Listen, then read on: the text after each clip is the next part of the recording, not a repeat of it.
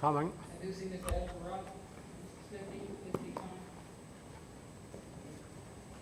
And let the record reflect that board member, Dr. Pickett, has arrived.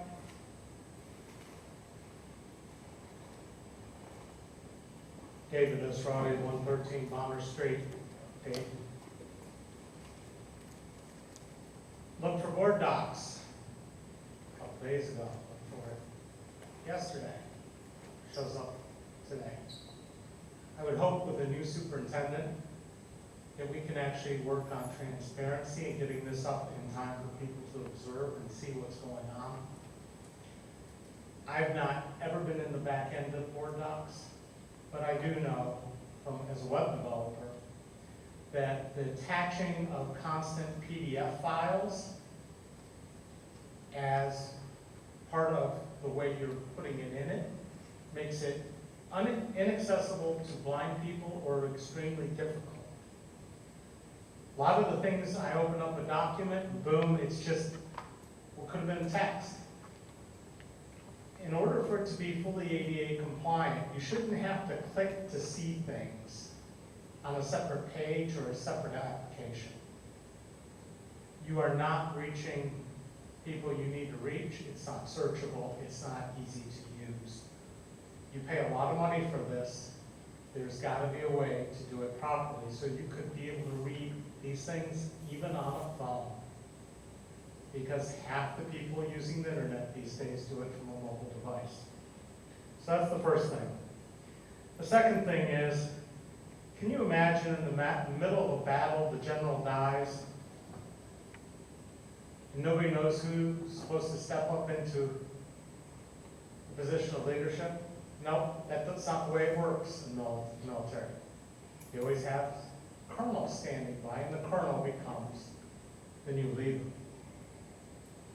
The word interim is one of those words that you use when you don't have any respect for somebody.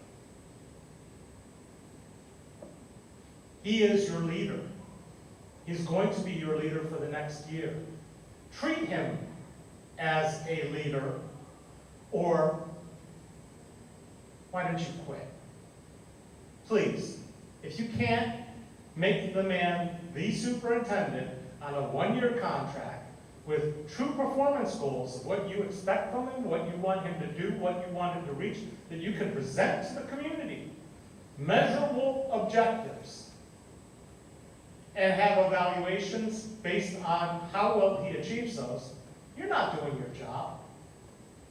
You're not being effective. You're not doing what's in the best interest of this community. Anybody who has this job should have the respect of the board that they work for. And they should have the backing and support, because in a year from now, if he does his job, you'll all look good. If he doesn't do his job and he's not reaching those goals as you're moving forward, That's your time. then you replace him. Thank you for your time. Are there any other speakers, Madam Treasurer? No. All right. I did see a member of the bargaining union come in, and I just want to see if you want to say something before we move on. Come on up.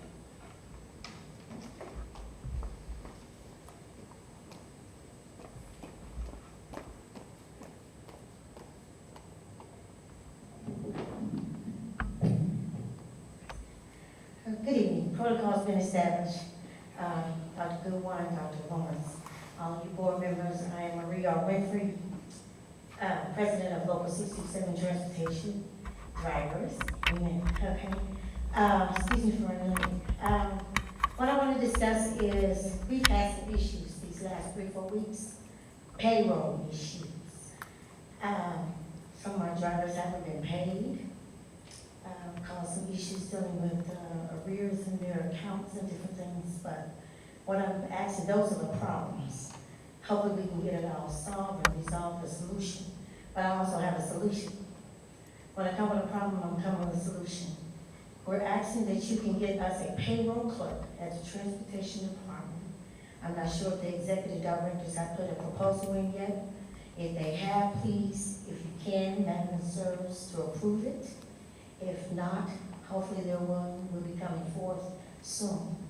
Our directors and supervisors should be doing things of helping us to gather the things that's needed for the transportation department and supervising. We need a payroll clerk that handles all payroll issues, that we will not have the same issue we've had for the past 4 to 5 weeks, where several drivers have not gotten paid, and some are hopefully will be paid this upcoming pay cycle. That is one of my issues that I have, and I'm bringing, presenting to the board. Also, another issue is presented to the board is dealing with parents' participation. Hopefully, the board will get to the parents before transportation start this upcoming month in August, that we will let them know about the students riding the buses, what the code of conducts are. Please let them know ahead of time about the behavior issues. It's the same as in the building. It's the same that is on the school bus. All these things, I thank you so much for your time and attention. Please take acknowledge the things that I brought to the board. Thank you.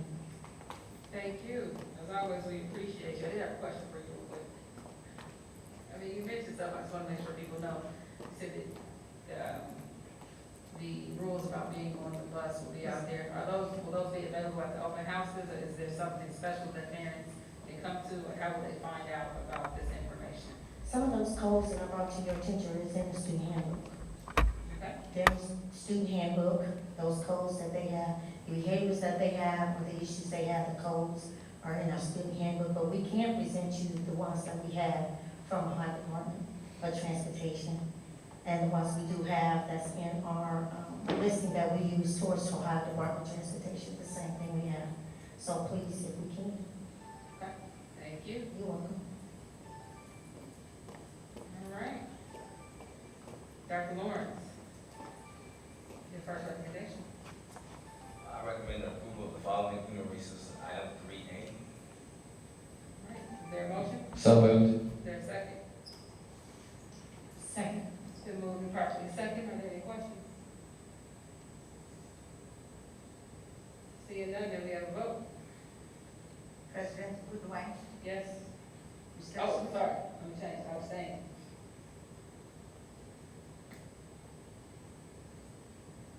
President, Mr. Smith, Yes. Mr. Sampson, Yes. Ms. Wiegany, Yes. Dr. Pickett, Yes. Ms. Reiner, Yes. Mr. Lacy. Yes. 6 yeses, 1 abstain. Your next recommendation. I recommend approval of the following human resources DEA separations after July 10th. Before we go on, there's actually nothing on the board about. You guys have something to say? All right, is there a motion?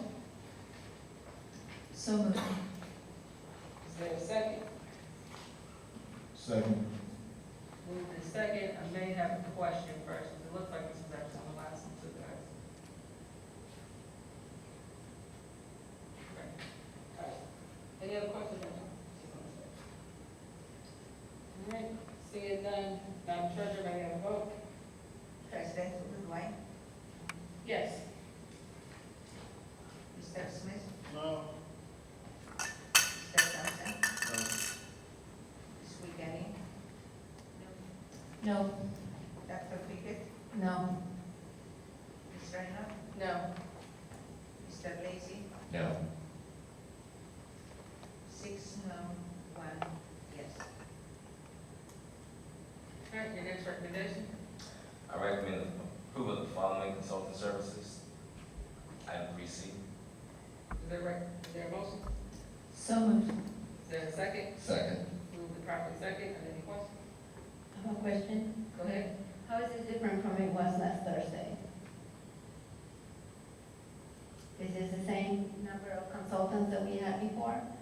No, this is a different number of consultants. There are two consultants in the room that were elementary school consultants.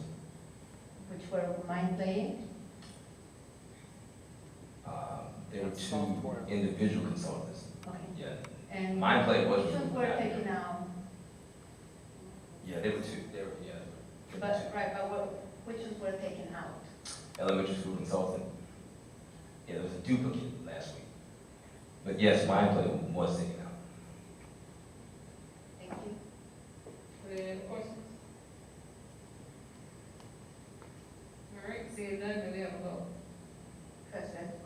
Yes. Mr. Smith, Yes. Mr. Sampson, Yes. Ms. Wiegany, Yes. Dr. Pickett, Yes. Ms. Reinhardt, Yes. Mr. Lacy. Yes. 7 yeses. All right, your next recommendation? I recommend approval of the following contracts and agreements, 3D. Is there a motion? So moved. Second. Moving properly second, are there any questions? Board Member Sampson? Thank you, Madam President. I just have a question about the highlighted city of Dayton, where it says to cover the district's portion of shared services for a fire instructor at $100,000. What is the city's portion of this staff? Board Member Sampson, I did not know that. Stacy, would you happen to know, Ms. Manning? I don't have that dollar amount. Okay, we can get that to you. That's the budget. Thank you, Madam President. Board Member Vice President Smith? Yes, with that, as well, I see it said the fire instructor is gonna be over at Conant. Is Ms. Savage still doing the police work over at Conant? Yes. Okay. And so then is this going to, does this supplement what was going on over at Belmont, or are we moving that out of Belmont? It's been, Can you come up to the mic, please?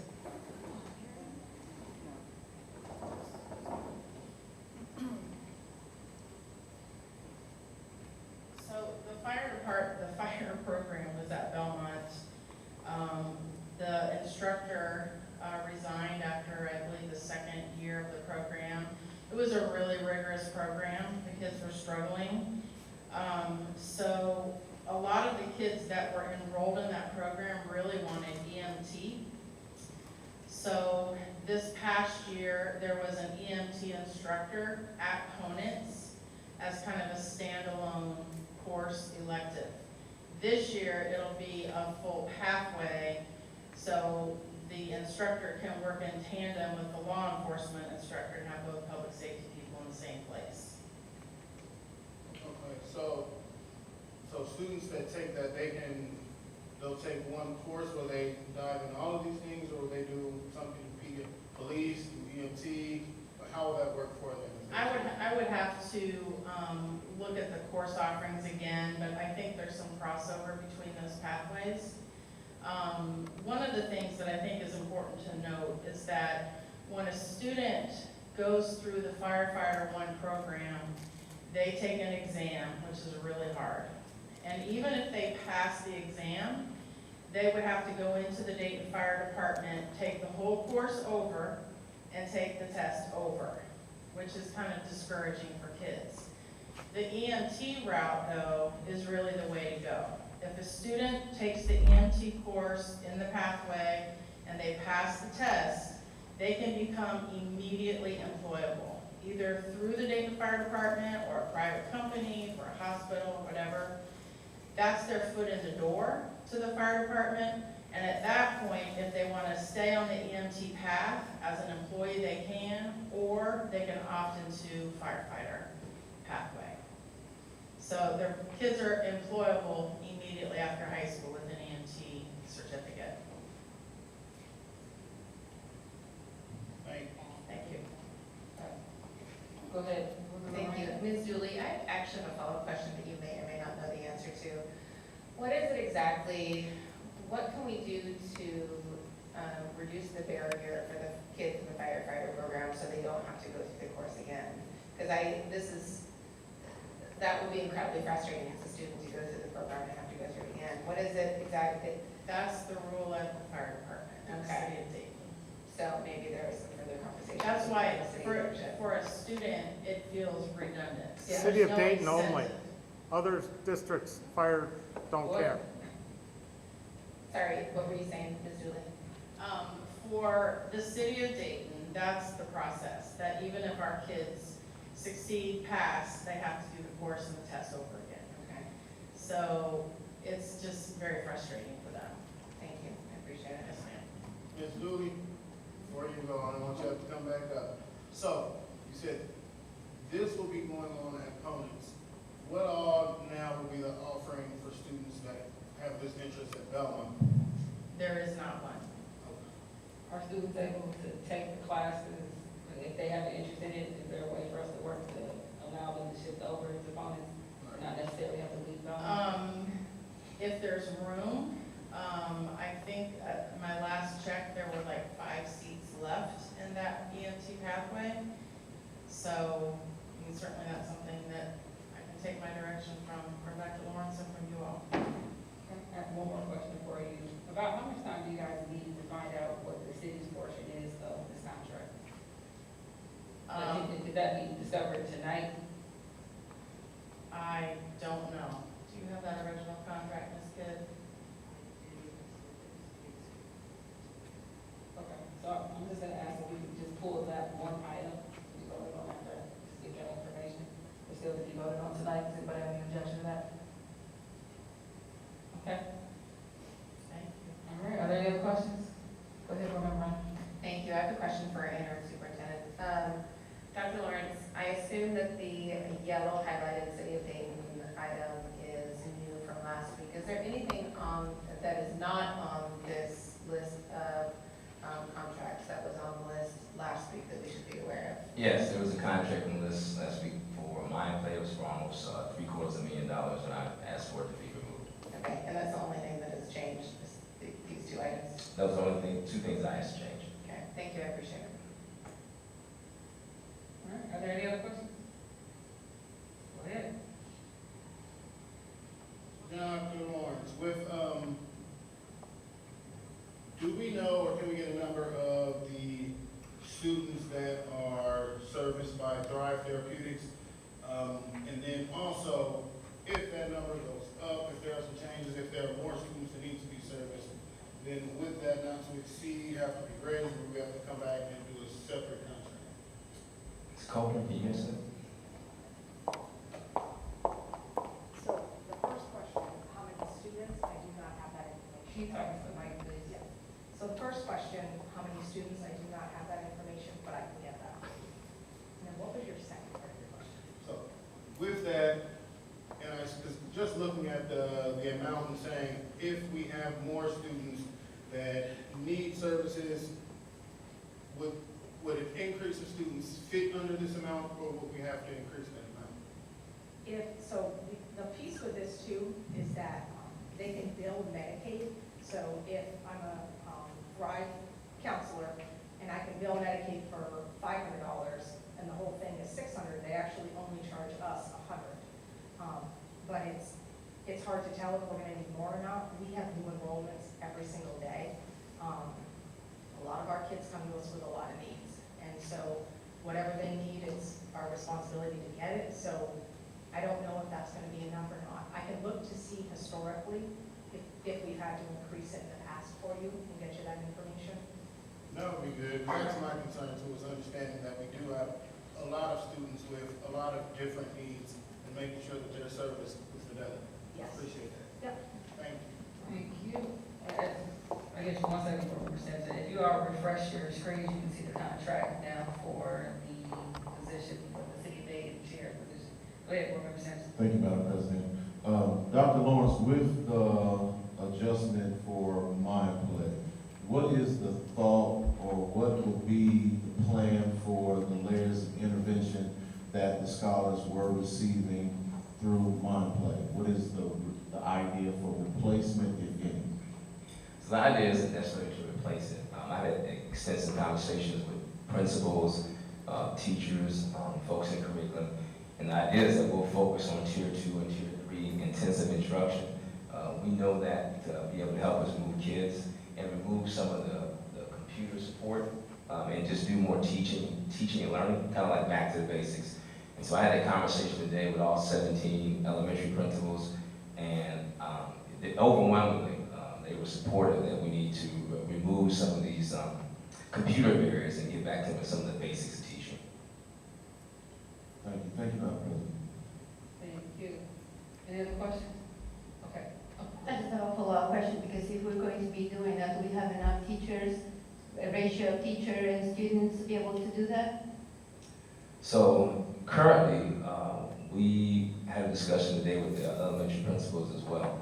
And we have a ratio of teachers to do that. We have a ratio of teachers to be able to reduce the classroom size for kindergarten. We are looking for some, on Friday, a work session at the Principals Institute, some really creative ways to use some of those Title I teachers who are in those grades, in the lower grades, to be able to offer that Tier 2 and Tier 3 instruction. So are we getting rid of Success Maker also? That was a conversation I had today with the 17 elementary principals, and there was overwhelming support for the removal of Success Maker as well. This philosophy behind placing kids on computers and allowing the computer to do the teaching, we're trying to remove ourselves from that. We've not had objectively high results that have propagated from that strategy. And so, yeah, that's the conversation we had today with the instructional leaders of the 17 buildings. Question for you on that one. Is the data that came before MindPlay and Success Maker, how is that different than the data that is during? I will have to follow up and get back with you. Success Maker and MindPlay, they provide their own data. We have one source of norm reference data, and that's OST, and that has not been promising. Our performance index right now is 51.1. So, do you know what it was before? I think it was 54 pre-pandemic, in the 50s, and so we've not moved out of the 50s. Any other question? Along those lines, but in a different vein, with this shift, along with just the need that we speak about, and with some of the vacancies we're seeing as well in some of these positions that ask some of these questions too. Dr. Lawrence, if you could go into not only the conversation you had about the mind play and things like that, but what were some of the things that came out from talking to principals around some of the needs that their teachers see? How can we make sure that these teachers are set up for success? How can we make sure that these teachers stay, that they have the tools around them, that we make sure that they're brought in a way that allows them to thrive and continue to be here in public schools? Or was that part of the conversation as well? Oh, it's absolutely part of the conversation. Let's do this in two parts. Ms. Manning, can you come up and talk about the vacancies and what's happened now that we've been able to move some of the Title I teachers into other vacancies, meaning filling vacancies of long-term subs with actual certified teachers? Yes, so, good evening. So in relation to the recent staffing changes we were talking about? Yes. So, we currently have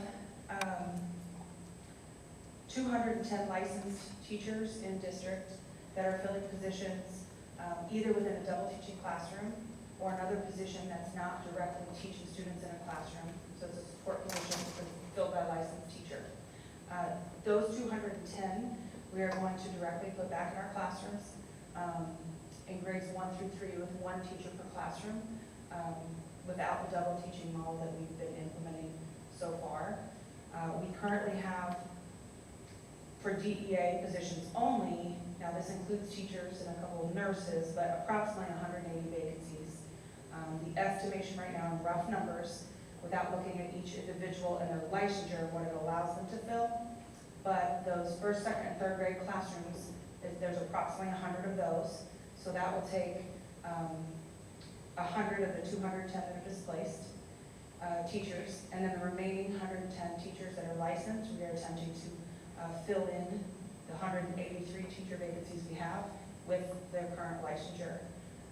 So hopefully that will be a reduction in vacancy, and I can have more very specific, individualized, accurate data when we get to the details with the HR team of identifying the staff member, the license they hold, and what it allows them to fill within our district. So the idea was to get licensed teachers in front of all these children in each classroom, and then to use some of those additional teachers to reduce classroom size in kindergarten when kids are coming not prepared from years of being out of school, COVID-19, and just the structure of education here in America itself. And so these ideas, they're not framework form or something I talk about with the academic team, but I always run them by what we call our instructional leaders, principals, the people who actually deal with the application of this information and how it plays out in buildings. And so, Board Member Smith, today's meeting also was, hey, we appreciate the support and the ability to be flexible and run our buildings in a site-based manner instead of one prescription for everyone. Question, because I heard a couple things. So if I'm hearing you correctly, we are removing double teaching, and we are taking these individuals and putting them somewhere else. Although these people have a contract, and the expectation to be in there, and there may have been people who selected us for it, especially at the elementary level, based on this model. Was this ever brought to the board? This Or is this is the a new first initiative. hearing of it? This is a new initiative that's taking place this week for change. Okay. And on that one, has this gone to our legal department as well? Because again, these people are in contracts. So this would follow what contractually in the bargaining unit agreement would be a displacement. And so these teachers will have the opportunity to select, at this time of year, to select for themselves from the vacancies that they are eligible for based on their licensure. What if they don't want to leave the double teaching model? Then that is the decision of our superintendent, whether we have the double teaching model or the instructional model we use. We provide some flexibility, or a lot of flexibility with the principals today to have that conversation. We don't know all the answers to that. And as it relates to the programmatic changes, we can bring all programmatic changes to the board if you like. This one seems, go ahead, let's let Gus have some thoughts on it, go ahead. Well, I mean, I'm a little bit shocked that we're getting rid of double teaching model 10 days before school start. It was working, so I'm also surprised that this is the first that we hear about it. We had a minus 6.2% drop in third grade reading. I would consider that working. In addition, I have to go back and look to see if I mentioned it in my Sunday memo to the board. I'll check.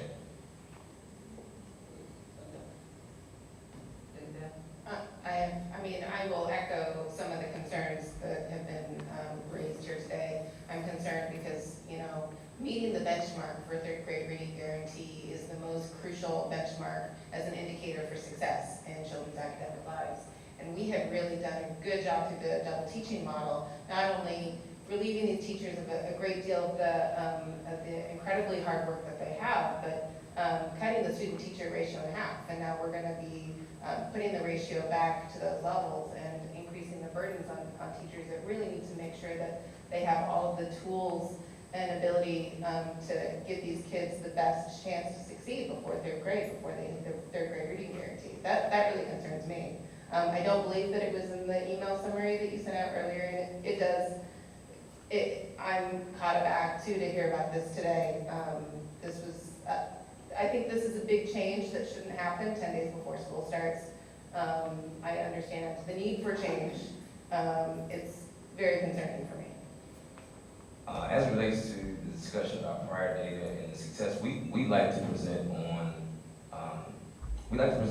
have an academic team that looks at data too. We like to present the findings that we have, not just the current OST data that doesn't show an increase, but other data.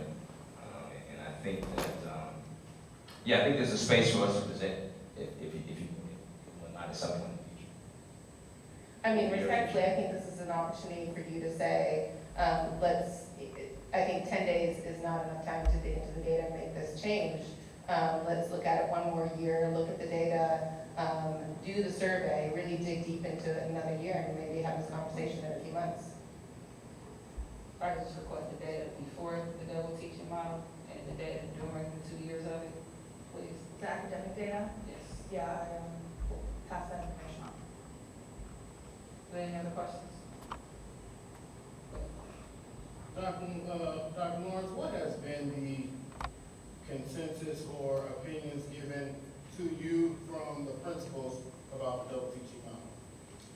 Overwhelmingly, they wanted to cease and desist. Yeah.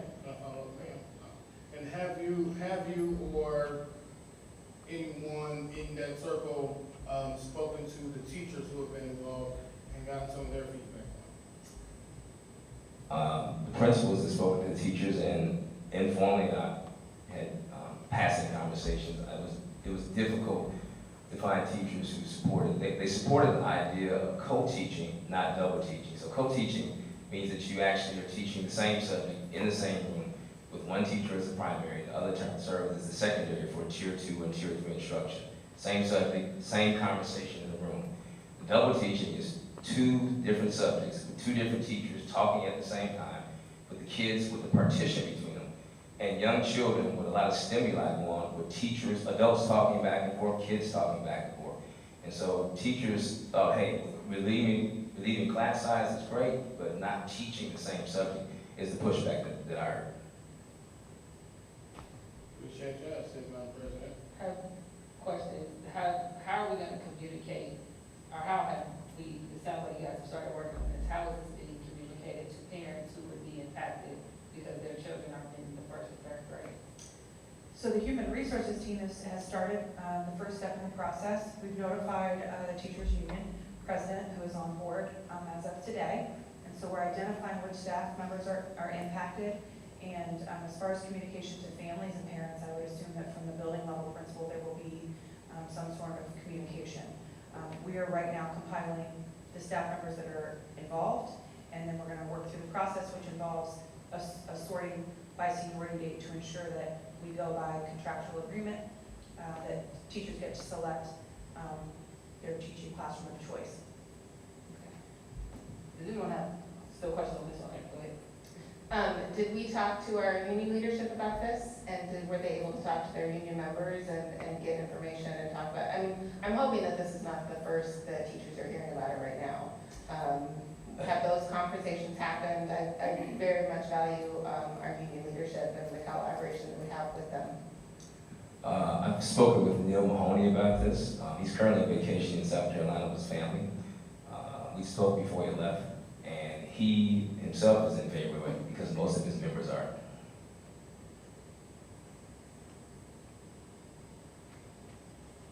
I just would like to strongly recommend that we put this in the back burner and we discuss it in the future. Does anybody else have any questions?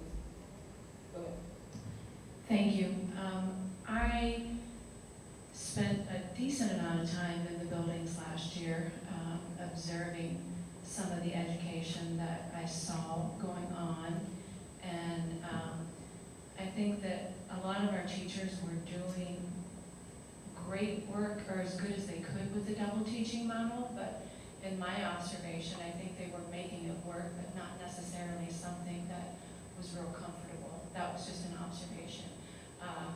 Personally, I don't think it's a method that seems efficient or effective in many ways. Alone, just the constant interruption and schedule. So, and that's a personal opinion, I understand, but I am in support of changing that, to use that talent that we have in those double teaching models to fill our classrooms with certified teachers. I think that's really, really important. As far as the MindPlay piece goes, I observed also there's a lot of our kids have technology all the time, and I agree with using it to learn in a way, but to teach with technology, I think there's a gap there. To put a piece of paper and a computer in front of a young child and have them, that's the way we're teaching them. I think there are much more effective ways of teaching. And essentially that's what MindPlay is.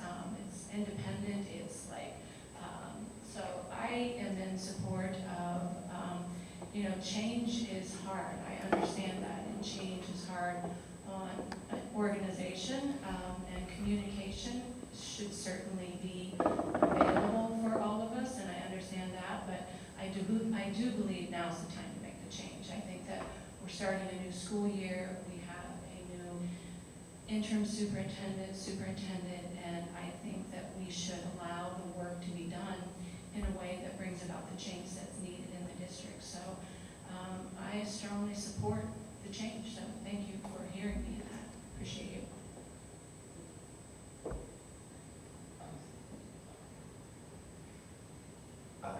Ms. Manning. Dr. Williams, could you come up one more?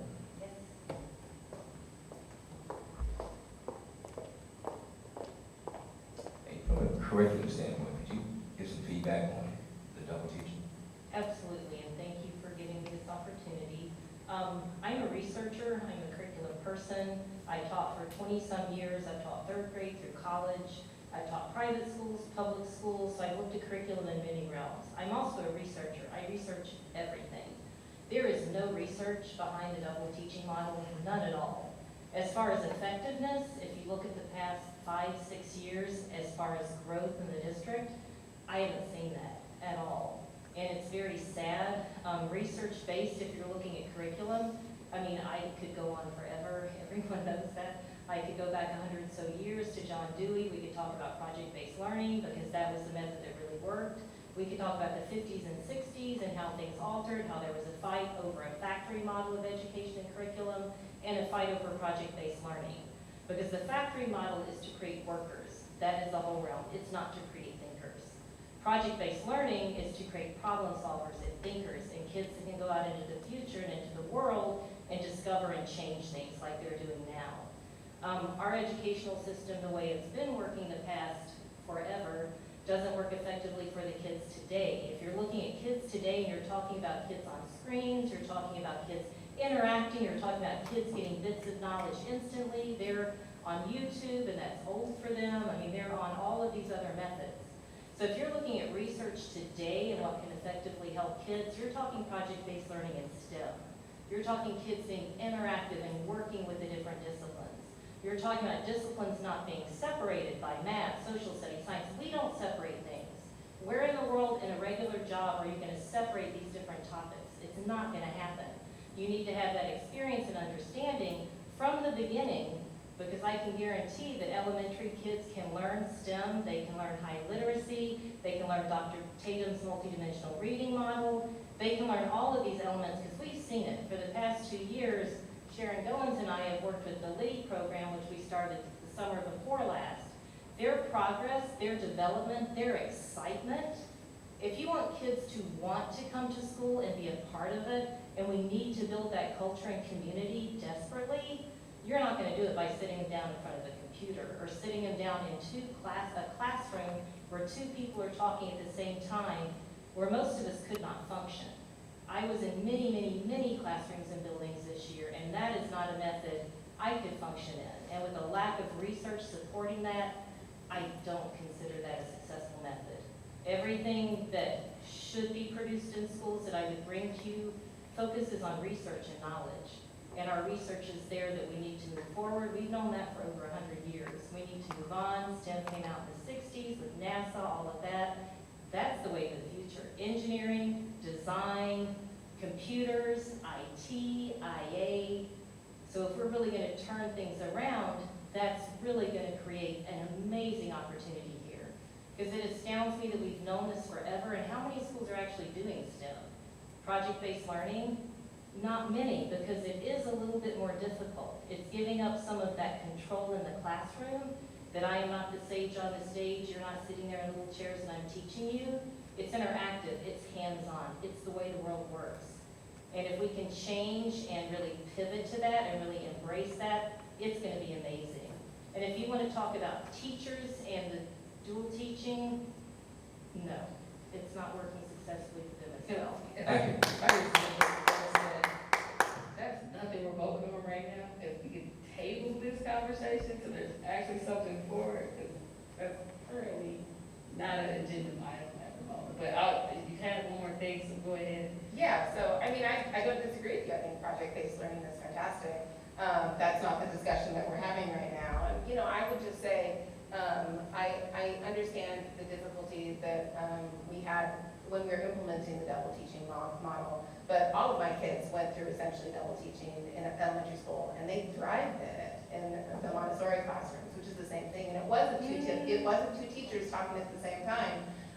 There are ways, if we are giving the teachers support to do it. My concern is that we have so much ground to make up for these kids before they make the 3rd grade reading guarantee. This was an extra support for them, making sure that they meet all those benchmarks. it can be very successful, and I just feel like it is too soon and it's too fast to change to pivot on the 18th, which is today's the day I'm hearing about it. So thank you so much for your perspective. I appreciate it. We can have that conversation later. And honestly, You know, I know that several of us board members had kids in basically a double teaching classroom that worked for their kids. So thank you so much. I appreciate it. So if we could, again, not vote on anything dealing with double teachers right now. Does anybody else have something on the agenda items? I guess the only concern I have right now, just before we table this, there's a lot of movement in HR going on right now, and I think we should have a discussion Yeah, I on mean, that eventually. As a board, we have to set our objectives for the interim superintendent and the direction on that part. First, second time we met since this happened.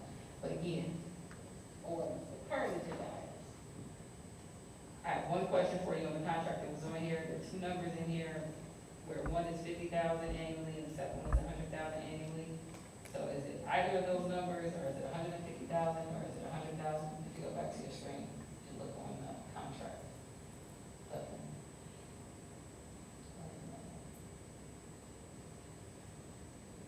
Fresh. Go ahead, Board Member Sampson. So I think with this agreement that's posted, it's for a multiple year. It's like 50,000 each year for the 23-24 school year, and then 24-25. I think that's where the 100,000 came from.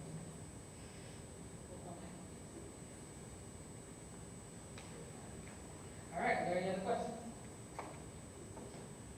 I will say, I no longer need to pull the item to be voted on separately since I have the contract now. All right, seeing no other questions, Madam Treasurer, may we have a vote? President Goodwin, Yes. Mr. Smith, Yes. Mr. Sampson, Yes. Ms. Wiegany, Yes. Dr. Pickett, Yes. Ms. Reiner, Yes. Mr. Lacy. Yes. 7 yeses.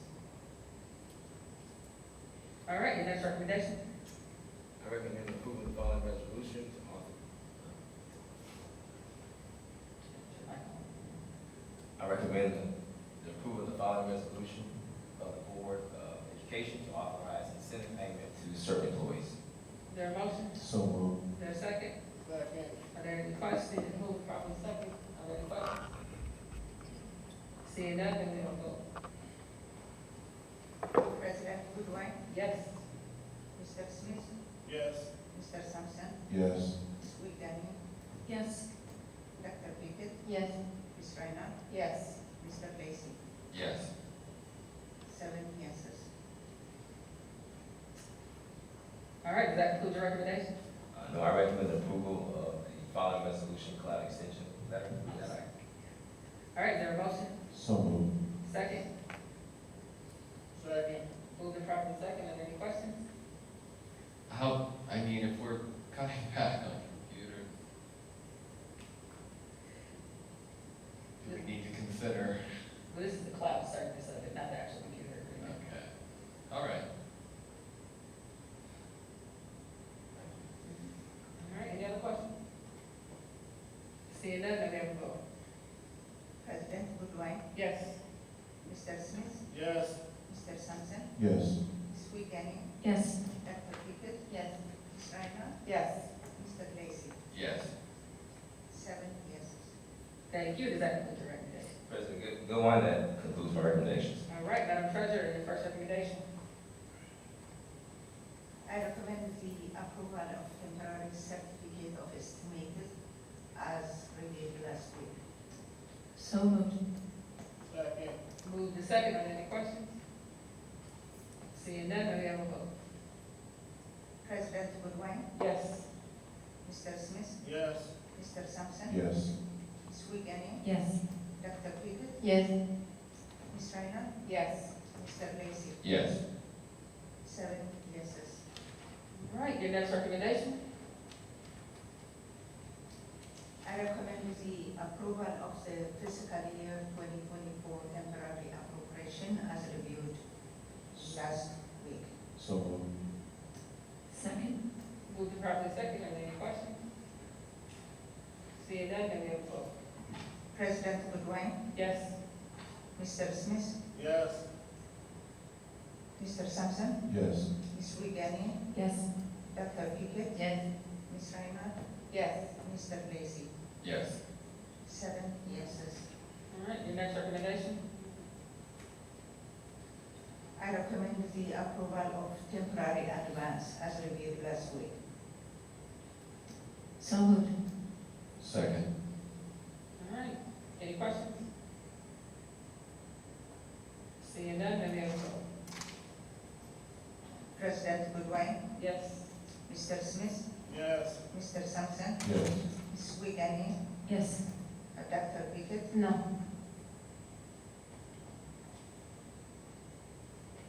Ms. Reinhardt, Yes. Mr. Lacy. Yes. 6 yes, 1 no. Your next recommendation? I recommend the approval of the monthly financials for June 30th, 2023, as reviewed by the Finance Committee last Thursday. So moved. Second. Moved and second, are there any questions? Seeing none, may we have a vote? President Goodwin, Yes. Mr. Smith, Yes. Mr. Sampson, Yes. Ms. Wiegany, Yes. Dr. Pickett, Yes. Ms. Reinhardt, Yes. Mr. Lacy. Yes. 7 yeses. Your next recommendation? I recommend the approval of the of the official minutes for June 2023. So moved. Second.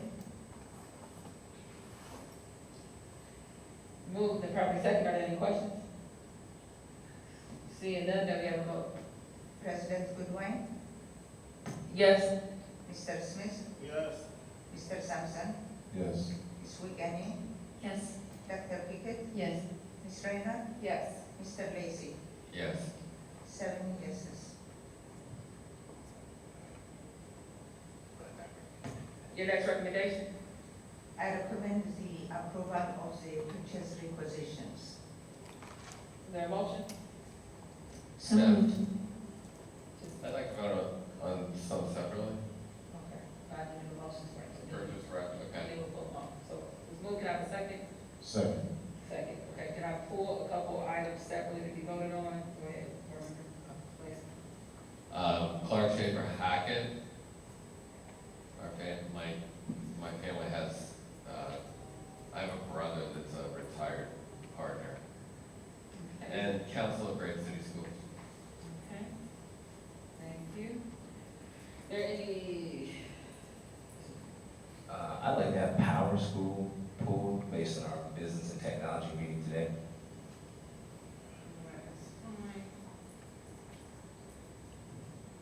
are there any questions or anything? Go ahead, board member Ryan. Board Member Sampson had his hand first. He can go ahead. Board member Sampson. Thank you, Board Member Reiner. Thank you, Madam President. Dr. Lawrence, can you tell me, based on your meeting today, what is the rationale for pulling PowerSchool? PowerSchool is part of a network of information technology systems and softwares that have been built up over the last 20 years, that have been piled on top of one on top of the other, that don't communicate with each other. What happens is we buy one IT tool after another and then pile them onto the other one. And so what we talked about in the committee today was all of these tools that we have, pages and pages and pages of them, and none of them, they don't talk to each other, they're not connected. And so what we want to do is spend some really critical time studying Beaver Creek. They seem to have one system that speaks to all systems. I can check back with Northmont, but we have, I can get you the data. I mean, it's incredible the number of tools that we have that we don't use and that don't talk to each other. If I could add one to that one. We should be almost done with the migration of final forms for the enrollment piece, which just looks like a duplicate that we're paying for two softwares and the same thing. I know that we started this, I believe, in February.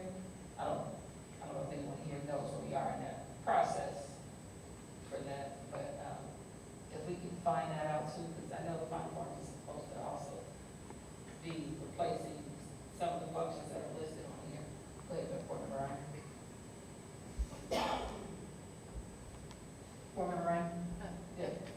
board member Sampson is still doing. Thank you. I just have one more question. Dr. Lawrence, with the pulling of PowerSchool, will it interrupt any organizational flow, district flow, without this programming in place at the beginning of the school year? According to information technology, no. We have other tools. Thank you. Thank you, Madam President. Go ahead now. Ryan, sorry. Thank you, Madam President. The first question I have is for interim superintendent. Is there anything different from this list, besides the conversations that we've already had about PowerSchool and having Council of Great City Schools? Is there anything that is additional or not on here that was here last week that we should be aware of? I made no request. Okay. My second question, if I could actually, I was gonna ask a question about talk about the Council of Great City Schools. Board Member Lacy, can I ask why you are pulling that to vote separately? I don't know that I've heard anything from Council of Great City Schools come to the board, but if you can remind me, that'd be fine. Okay, it's one of the organizations that we've been part of for as long as I've been a board member. I went to one of the, As long as I've been aboard. right. The question that I had actually for the treasurer at this point is, could we look at the member organizations that we are a part of? NSBA, actually we're not, that's through OSBA, we're not part of NSBA, but COSBA and CUBE and all the other organizations we're a part of. Can we make sure that we're up to date on the annual payments for those organizations, please, and get a report and an email to board members about that? Yes, we are. Okay, can we double check on that, please? I will. Thank you, Madam President. Okay, I will say, Mr. Lacy, on the Council of Great City Schools, when I went to the conference, I think in February or March, I did send you a report of things from there. One of the advantages of us being in we're actually grandfathered into this organization right now because our size, we have decreased based on the threshold that you need to be in there. It does provide a lot of really good resources if you go through the technical material. Right now, I think the biggest part of it is about ESSER and how we move off of ESSER and things coming next that are really the high level material I sent out to individuals on that one. I do have one question for you, Dr. Lawrence. Last week I asked for these items that are over the $50,000 threshold, that they have actually gone through our procurement process, and I have not received any information that indicates that they have. So are these valid, like did these follow our internal processes for public bids for those items? Based on sole source and single source, yes, these followed our internal processes and the most recent policy changes. And I will follow up with purchasing and procurement first thing in the morning and make sure they follow up and send you that line by line. Board Member Sampson? Thank you, Madam President. My question I forgot to ask last week was the Ohio BCI. I know that Board Member Reiner was a few months ago talked about possibly doing background checks and things for volunteers. Does this open PO include that initiative or thought, or is it strictly for potential new hires in the staff?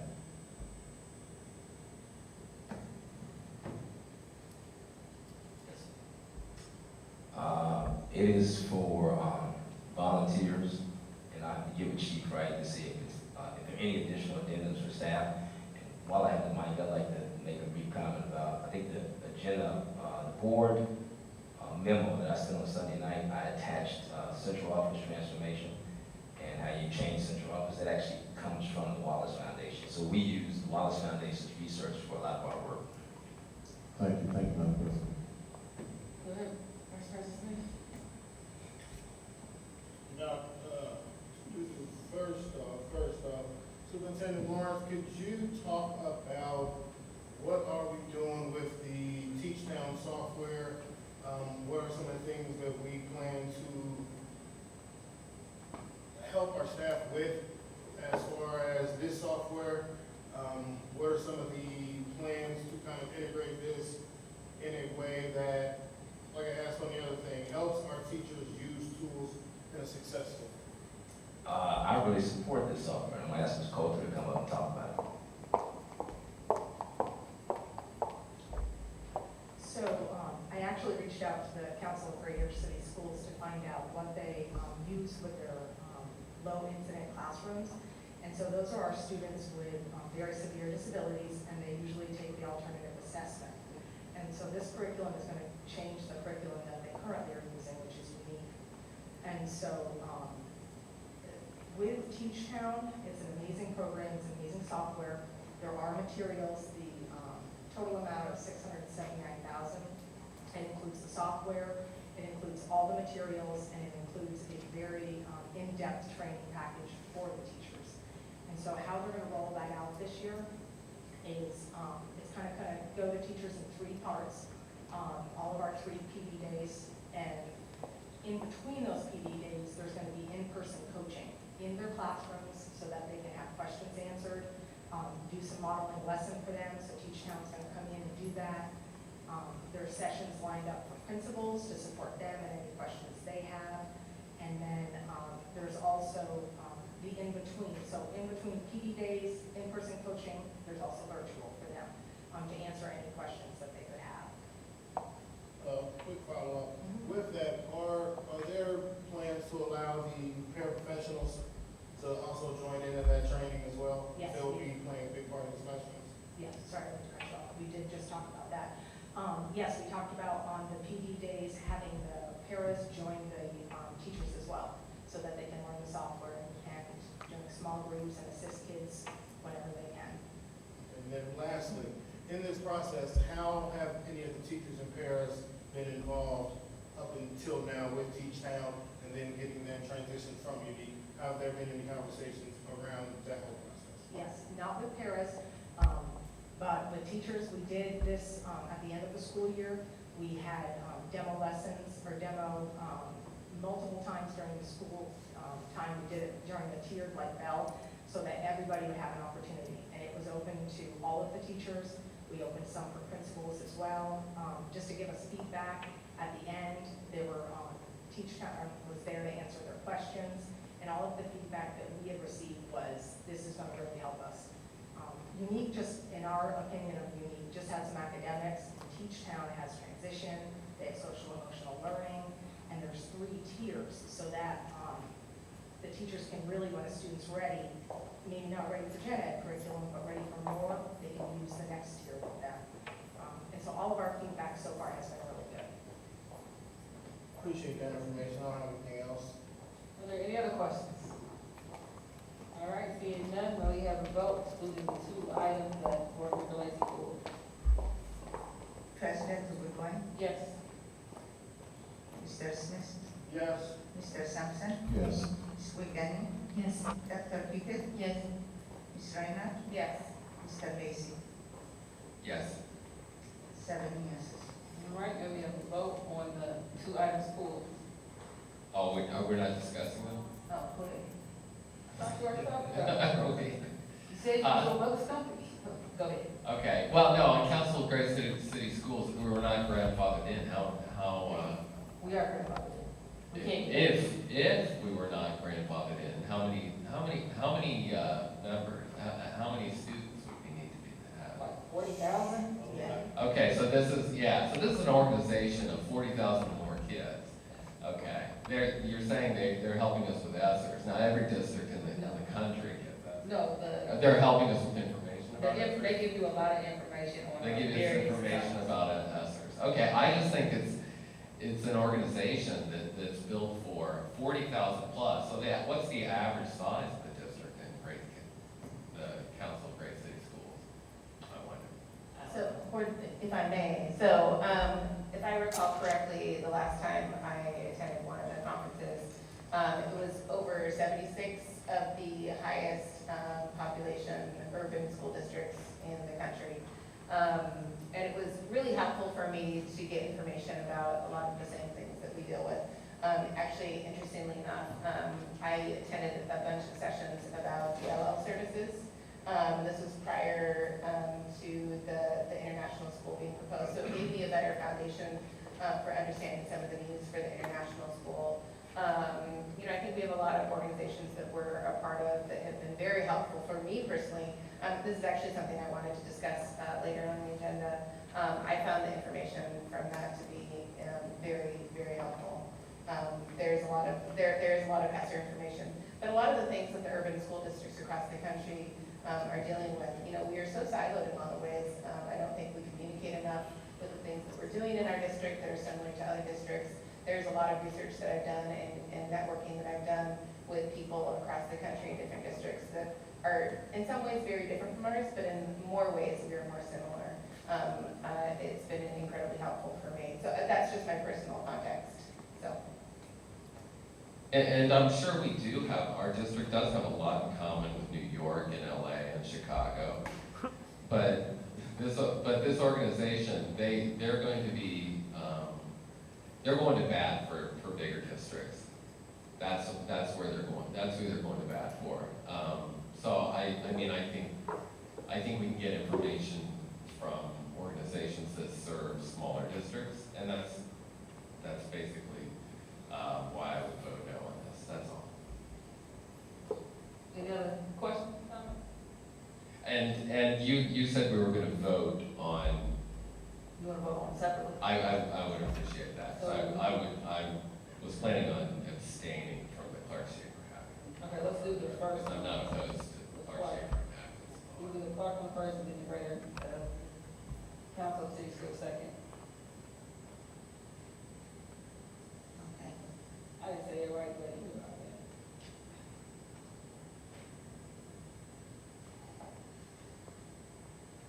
So, who moved it? it's just say, this is the same motion, we just say, let us vote.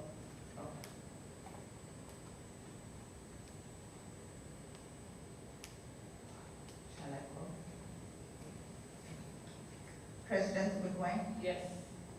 Mr. Smith, Yes. Mr. Sampson, Yes. Ms. Wiegany, Yes. Dr. Pickett, Yes. Ms. Reinhardt, Yes. Mr. Lacy. abstain. 6 yeses, 1 abstain. All right, and now on the last item, the greater, Council of Great Cities. yeah, that, appreciate you.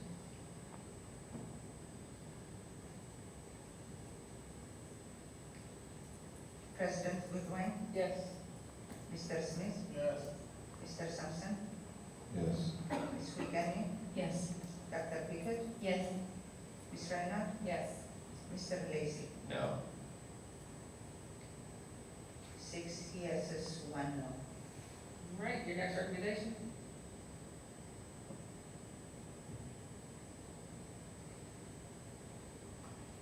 I recommend the approval of the following then and now as I reviewed last week. Your motion? So moved. For a second?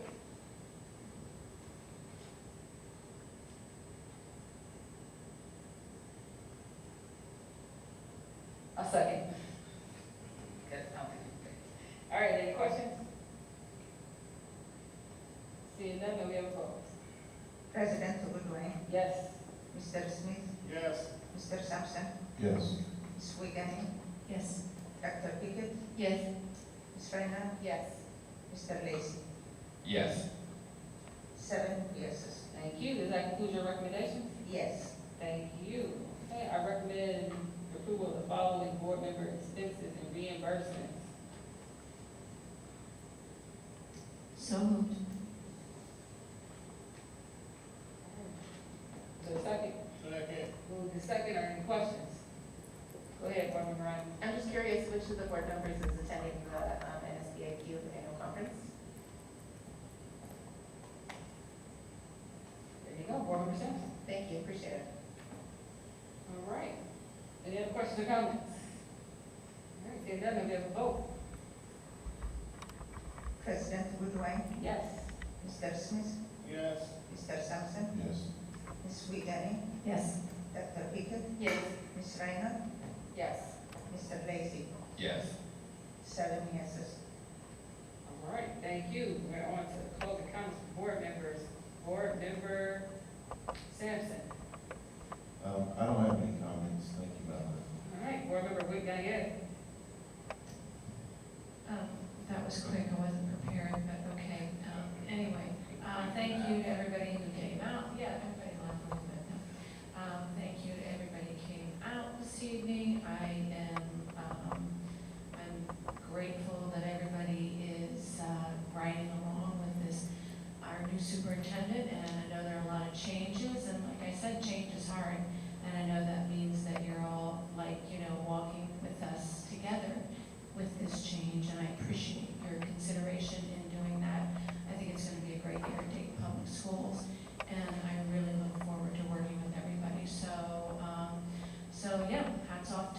school year, lots of great stuff going on around Welcome Stadium. Plans underway, openings, scheduled tours. August 16th, mark on your calendar, is officially opening game day. It's a big day. But it's really a wonderful facility that I think the whole community is going to enjoy. So I continue to love my work there and really am inspired by the work I get to do, and that means I'm inspired by all of you. So thank you. Thank you. Other side, Board Member Ryan. Thank you. I actually have quite a bit to talk about. There's been a lot going on in the State House that I have to update people with, and I have a lot of other items to discuss. The first and the biggest thing that I just want to say is my apologies for not being here last week. I had been scheduled to go to a conference, and when we got the news that the previous superintendent had retired, announced her resignation, apologies. I wasn't sure what was going to be happening at the meeting last week, and I was willing to cancel my conference. At that point, we were not aware that there was going to be a vote, and so I decided to go ahead with my conference. I would have liked to have been a part of that. So my apologies to the public for not being here and taking part in that very important part of my job. The biennial budget bill was signed in the morning of July 4th. The differences between the House and Senate version were hammered out, and my apologies to the board. I did not write this up because I wasn't sure that board docs was going to be up and running, and so I'm going to give this verbally instead of having a written report. The biggest thing is that the Ed Choice voucher expansion happened.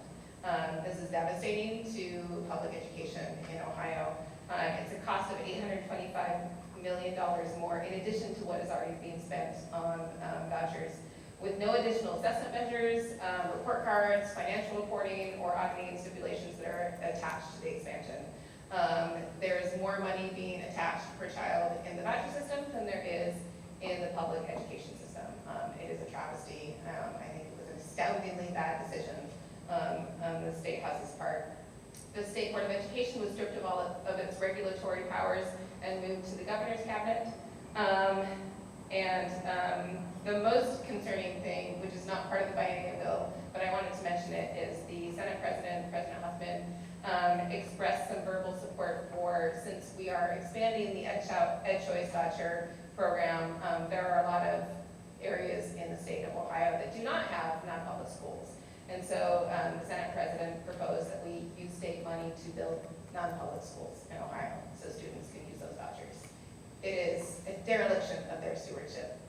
We will be using public tax dollars toward private entities that do not have the same regulatory system, do not have the same oversight, do not have to publish their financial data, do not have to publish their graduation rates. It is just an astoundingly bad decision and a misuse of public tax dollars. There is a little bit of good news in the biennial budget bill. The base cost inputs have been updated to 2022 numbers.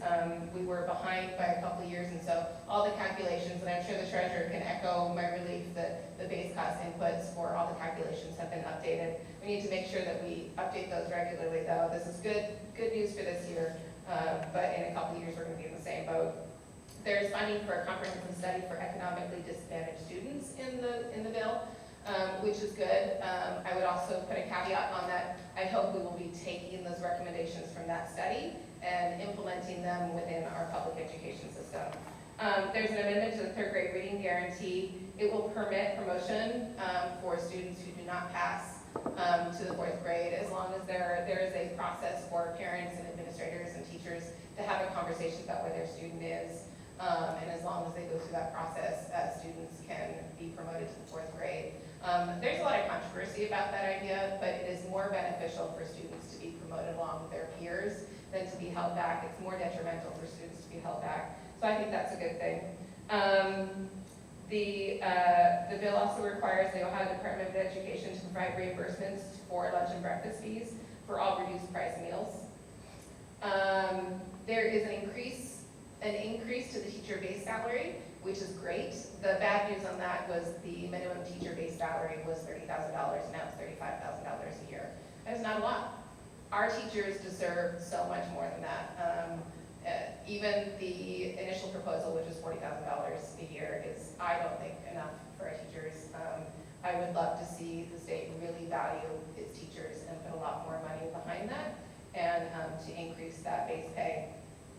The bill requires districts to provide free period products to all menstruating students from grades 6 to 12, which is fantastic. This is actually something that I wanted to talk to our interim superintendent about. It is very important that people who have periods are able to have access products that they need. Not everybody has those. This can be detrimental to people who have periods. If they do not have access to period products, they can't make it to school. This is one of the barriers to education that is a fairly easy fix that we can address, and I'm really grateful that across the state of Ohio, period products will be available. The science of reading is implemented. Dr. Lawrence and I have not yet talked about that, but I know Dr. Lally and I have. There is a pretty broad consensus that science of reading is a better approach for teaching kids how to read, and thankfully Dayton has been doing that for a number of years already. One thing, so those are all my updates about the biennial budget bill. There are a couple other bills that have been introduced, and they're still in the process of going through the legislative process. One thing that I've been watching, a bill that I've been watching that hasn't quite gone anywhere, is House Bill 38. I would like to urge our legislators to take another look at that and pass it through committee. House Bill 38 is sponsored by our local representative Blackshear and Minority Leader Jessica Miranda, and it designates that each student has 3 mental health days to take off during the school year, in addition to their other excused absences. I think that is a very good thing. Minority Leader Russo, not Minority Leader Miranda. Anyway, I fully support House Bill 38. I think it's a good bill for students. So I hope to see that get a little bit more traction.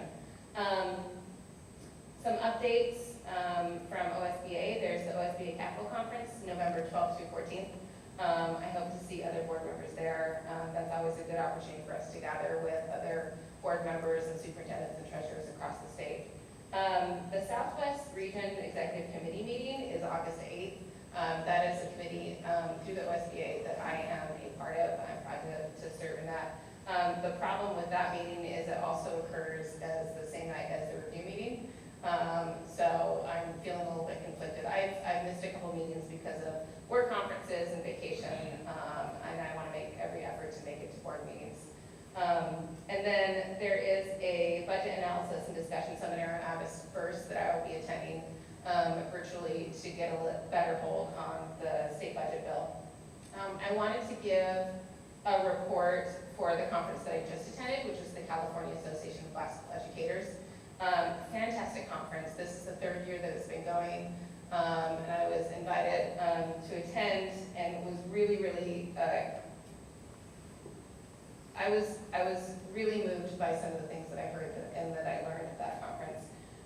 There were a couple of educators, mostly women, because I think that we have a lot of really great female leaders in the educational space. This was not just a conference for educators in California. There were a lot of old friends that I know from across the country, and I met a lot of new friends, a lot of folks from Portland, Chicago, the Illinois area, New Jersey, Maryland. It was really good to connect with those folks and hear about some of the initiatives they're doing. We really dug deep into the subject of this conference was implicit bias in the systematic de-education of Black girls, and I actually brought this if anybody's interested in looking at it. There's some really, really great sessions about the barriers that are specifically in front of Black girls, and you know, this is one of the things that leads me to trumpet. I'm so glad that we have period products for our students. We really need to make sure that we are digging into the way that we educate. I think it's a good thing to have these discussions, really good discussions about not just systemic racism, but about colorism within different communities and how that affects people.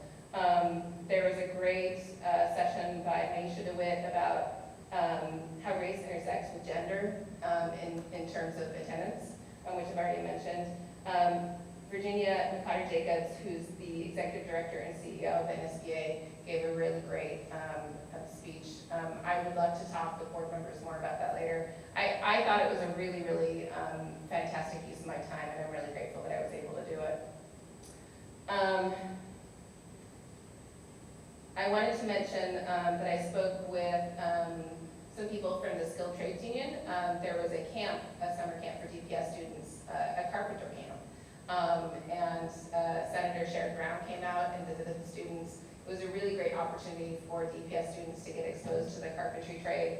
I forwarded some of the pictures that were given to me to Alex, and hopefully if we're able, if all the waivers have been signed, we can put those up on the website. I would like to express my gratitude for having the volunteer background checks be paid for by DPS. I think it's really important to make sure that we're doing everything we can to encourage volunteers, parents, grandparents, aunts, uncles who want to volunteer in their family member's school, that they could do so without having the barrier of background checks in front of them. I do have a couple other questions. I wanted to quickly, before I throw just a couple questions at Dr. Lawrence, I wanted to talk a little bit more about, I think it's good that we send, we prioritize sending one board member to a conference. I've met many boards who have, almost their entire board goes to a conference. They're very careful to avoid any violations of the Sunshine Law. But the way that I see boards come together and listen to conferences, I try to give a thorough report when I get back. But I think, we are not educators, and being exposed to a lot of the sessions and the breakout groups and the conversations that happen at conferences, I would love to have a conversation about having more than one board member go to conferences so that we can digest this information together and bounce it off each other. I think that'd be really beneficial. So I would love to have that question. And then I would just like to ask Dr. Lawrence, for parents' information, coming up, we are less than a month away from school. Do we have bus schedules yet? Do we have start times? Where can parents find that information?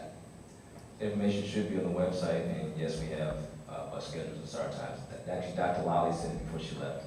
Okay, thank you. And I believe that's all I have. If I have more, I'll be sending emails out or calling board members. It was a good conference, and I'm really grateful for that. Are there any questions that board members have for me about that? Okay. My apologies for not having the written legislative report, but I'll have that next month. Thank you, Madam President. Thank you, Dr. Pitney. Thank you, Madam President. The ESL committee did not meet last month, and I don't have anything to report at this time. Thank you. Board Member Lacy. The Finance Committee met last Thursday and found everything to be in good order.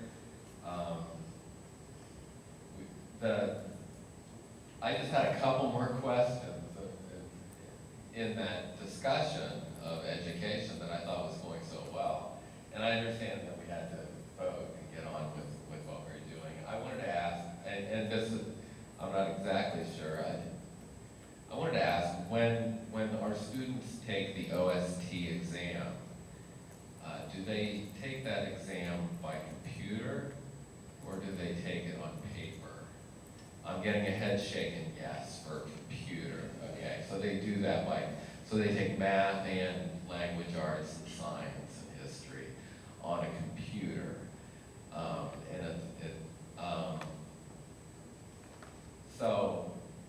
And then in the working world,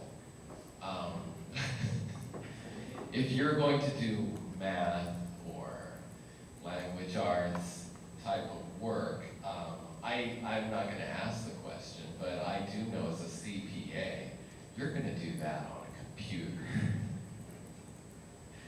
And then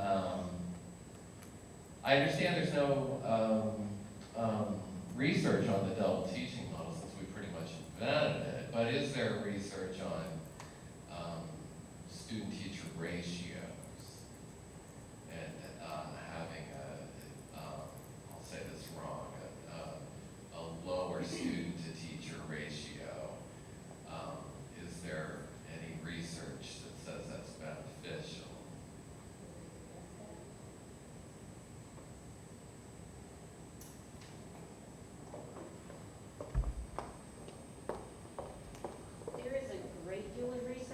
student-teacher ratio, and I would say the lower the classroom size, the more efficient it can be. As long as there's a certain number of group of students in the classroom, one student wouldn't necessarily be efficient because they need that group work to be able to collaborate as well. So yes, there is, and it does support that. Do you want me to discuss that in relation to the double teaching That's model? okay. Okay. Thank you. And that's all I have. All right. Vice President Smith?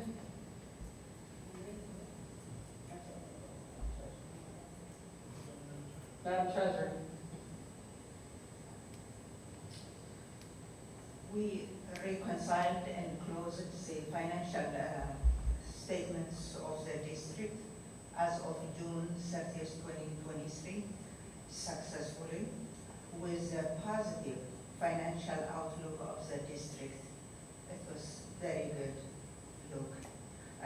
We reopened the financial system for 2024, and it is working perfectly.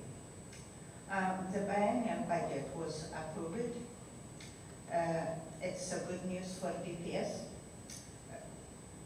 We will receive 6 million more than what we received last year for fiscal year 2024. For fiscal year 2025, we will receive 1 million only. That's it. Thank you. Vice President Smith? Thank you. Thank you all. First, I want to say happy heavenly birthday to my late mother. She's a Roth graduate. So I'd like to always shout her out when I can. I also see Ms. Spurlock in the back of the room, and she got to meet my mother quite well during my days of being a student in Ms. Spurlock's room. One of the things my mom was great at was popping up. If you've been in any of the old DPS buildings, you know they had that window right at the door. My mother was a short lady, but I would see her little bun and her eyebrows, and Ms. Spurlock wouldn't have any more words at me that day. So just want to put that out there. I do want to thank everybody who went out to the athletic camps that went on. I want to thank our athletic staff that helped put those together. I really appreciate those offerings and helping our students. I want to lift up the Liddy camp that was already spoken of. I must say I was thoroughly impressed. I got to talk to students that came up to my waist that could tell me what DNA was and broke down everything about it. And the best part about it was they had these, I thought they were sock puppets filled with rice. And I thought it was so cute that this child was showing me this puppet, and then they pushed a button and spoke to the puppet, and I realized the puppet was really a robot that spoke back to it. And this small child broke down how they had microprocessors and microphones, and they really, the robot buzzed and vibrated around. And so I really want to thank everybody that had to do with that. To see students at that young be so excited about science and technology and really showing the creativity. And you can see what comes out in their brains when they're able to be pushed. And I think one of the things that really stood out to me is I asked some students, because I went around and they were so proud to say what school they went to. And one student said, I asked my mom, could I not go back to school next year and just do Liddy Camp up there? And so just seeing that, and I know we talk about those kind of things, just seeing that does something for our children. So I really appreciate everybody who played a part in that as well. We did have an athletic advisory council meeting this past week. I want to thank all of our principals, and I want to note the new principals that we have and new administrators. I'm so proud to see them in the room and participating. It was a great thing.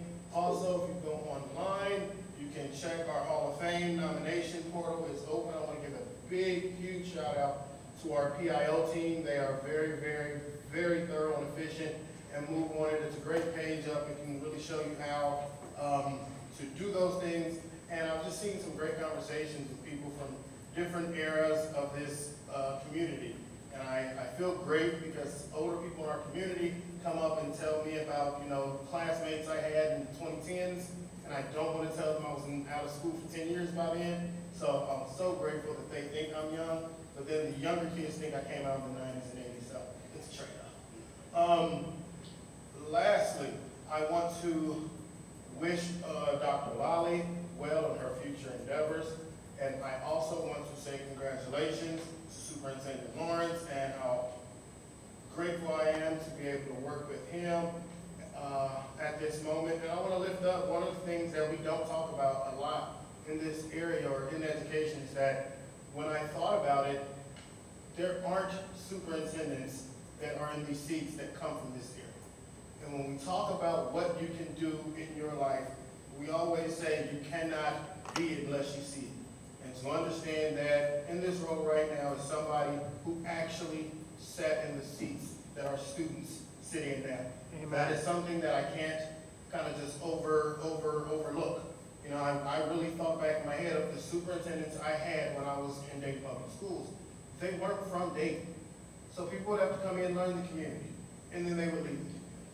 And then they would come in somebody else, and then they would leave the community. And a lot of them, to be honest, weren't even from Ohio. So to think of that, I really wanted to lift that up, and I look forward to working with you, sir. And I look forward to this school year. We are closing in. It will be here soon. Please talk to your students, like Ms. Winfrey said, that will be on the buses, about bus etiquette. It is so very important that our children are safe on the bus, and that starts our day. I want to say thank you to all of our staff, because all of our staff make this thing run. There is no job too big. There is no job too small in this district. Everybody needs each other, and I think if we remember that as we move forward, that we all play a part, I think will help us a great deal. Thank you, Madam President. I'm done. Thank you, Dr. Lawrence.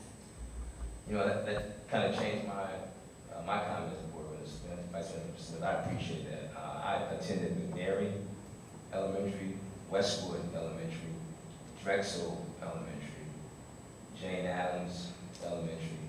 Stivers was a school for just freshmen, and there were about 1,500 students there. Rolfe High School, Dunbar High School.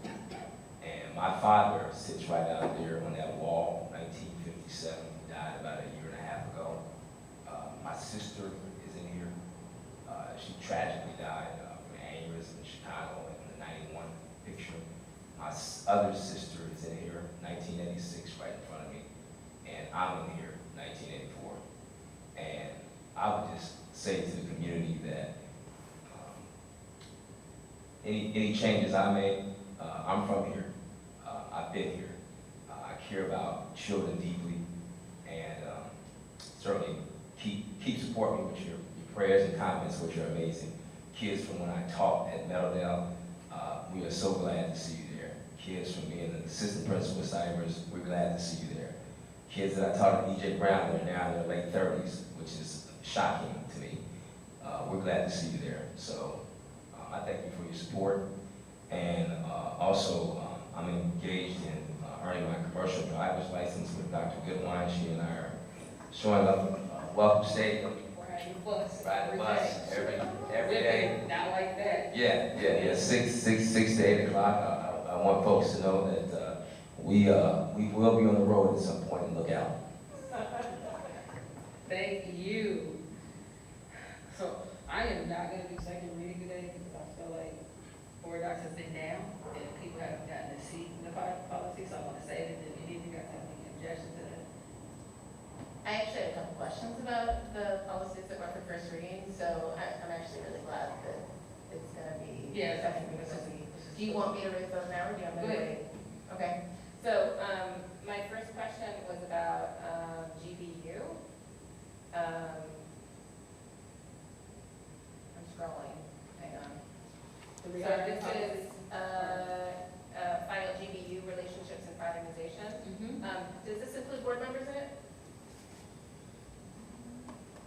Should board members be included in relationships and fraternization? Well, we're not employees. I mean, the purpose of it again is to protect the district from people having sexual harassment claims against each other. Right. So, I mean, they technically, our remedy would be a court of law.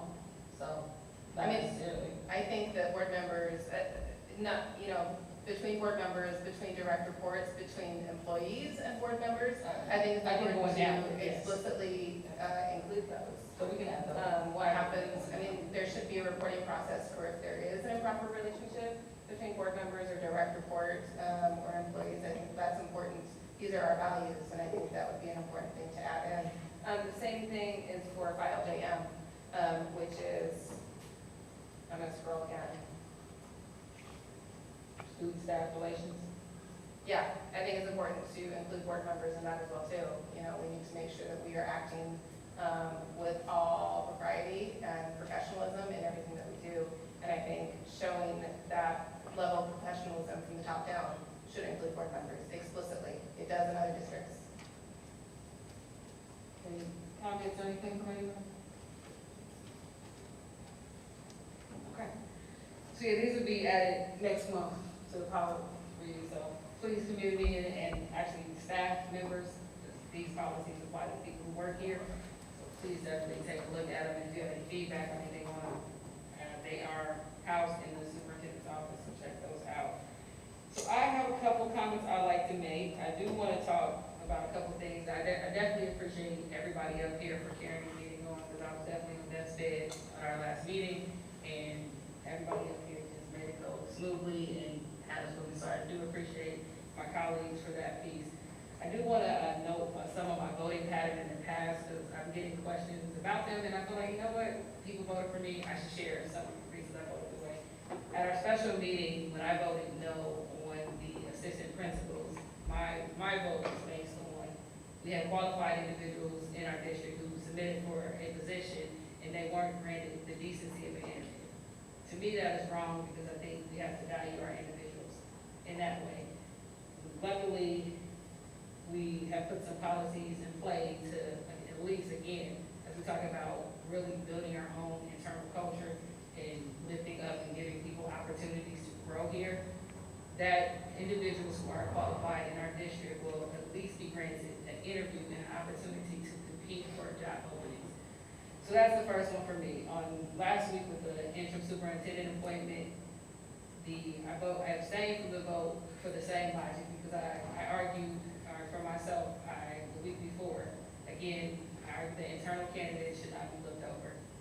There were at least a couple other internal candidates. I'm a person about practice or procedures over preference in some areas, and I think I had to hold myself to that same standard of, if there are internal individuals, we should give them an opportunity to be decent places.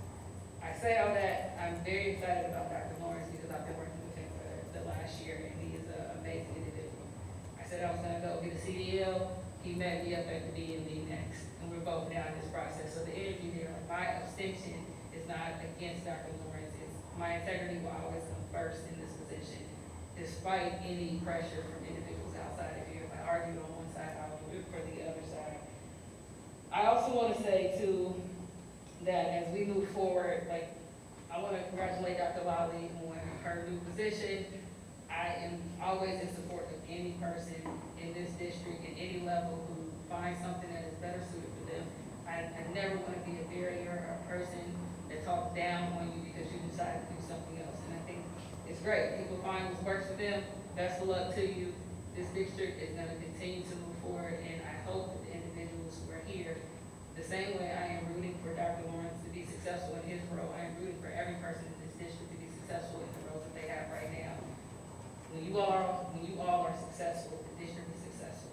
You can't have one without the other. It's impractical to root for someone's downfall in any way, shape, or form, and also say that the children of this district matter to you, the staff of this district matter to you, the volunteers of this district matter to you, and the community of this district matters to you.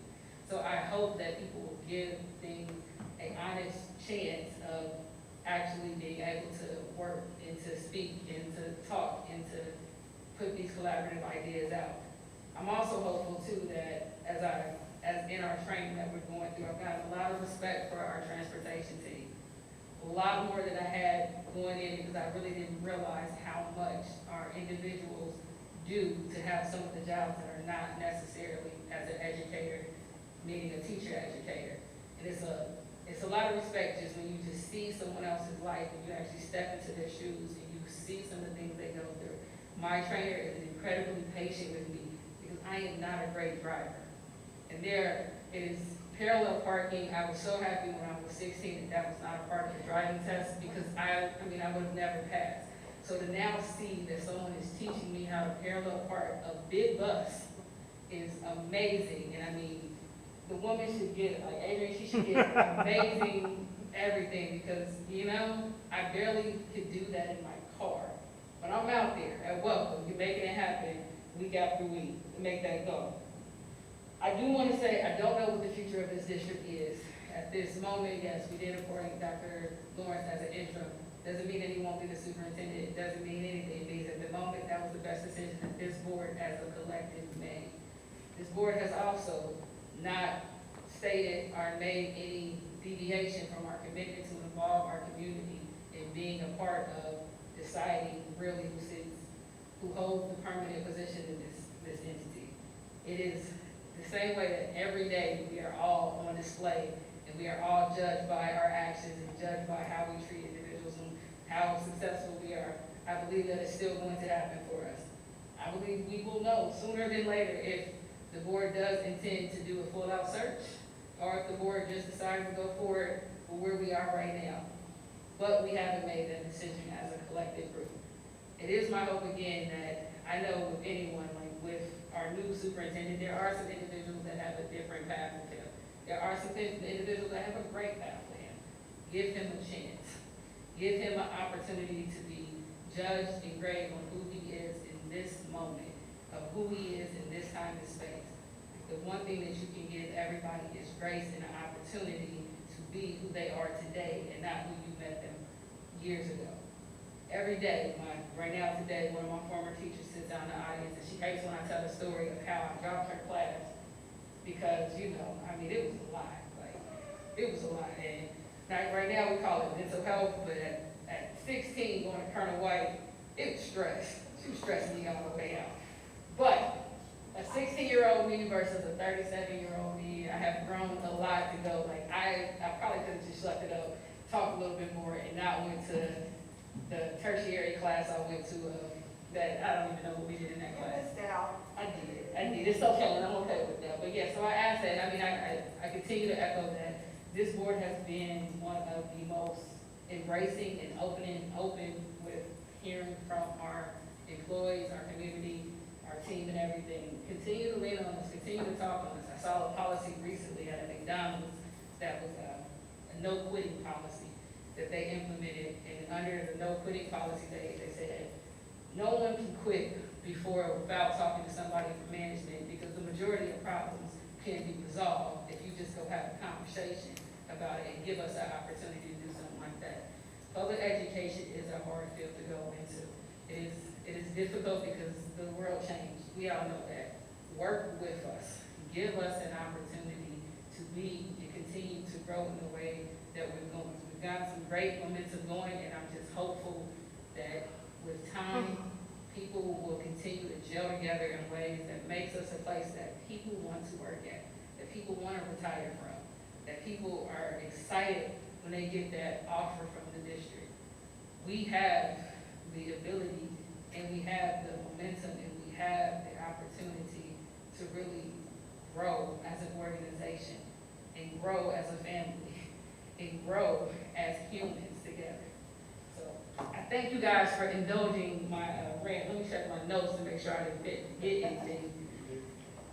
First, I did for this. I want to give an amazing shout out to our audio visual and our PIO team because we had this crazy idea of taking board meetings to schools over the last 4 meetings, and every week they showed up, they put some tables and stuff together, they're streaming it for us. I mean, they were giving it up to the audio visual and PIO team because, I mean, we give them unreasonable demands at times. Like, you know, you could just make a flyer that looks like this, that'd be great. But it's great to see that they're really out here for us on that one. And I look forward to, I'm going to say again, echo, Welcome Stadium is opening soon, guys. Please, please, please stay and follow the story because there's been a lot of work that has gone into that entity. And And my final thought for you all before I go into this executive session, I will say that I always encourage any person that wants to be a part of the Board of Education to run and become a part of the Board of Education. This is your moment. Every 2 years, this board changes, and we are scheduled to change at the end of this year to a new group. Seek that information. I'm sure anyone up here will talk to you about it because it's not secret information. We are open to telling people not only what pushed us to run, but what got us there. Go for it. Be more than just someone that just criticizes. Become a part. And even if that's not for you, volunteer. Get into this district in some type of way. And also remember, all 9 of the individuals up here are people. So respect is a real thing. If you want to be respected by the people up here, you have to give them respect as well. We are humans, we have feelings, we read all the comments because people send them to us all the time. Just treat us the way that you would want to be treated. And if you really want to know something that's going on in this district, sit down and have a cup of coffee with somebody, because I don't think anyone up here will turn you down. So with that, pursuant to section 121.22G of the Ohio Revised Code, I move that this board goes into executive session. This meeting is being held, consider the employment, dismissal of a public employee, and prepare for a review of negotiations with employees regarding compensation or other terms and conditions of their employment. Second. All right, move to second. Any questions? Seeing none, may we have a vote? President Goodwin, Yes. Mr. Smith, Yes. Mr. Sampson, Ms. Wiegany, Yes. Dr. Pickett, Yes. Ms. Reina, Yes. Mr. Lacy. Yes. 7 yeses.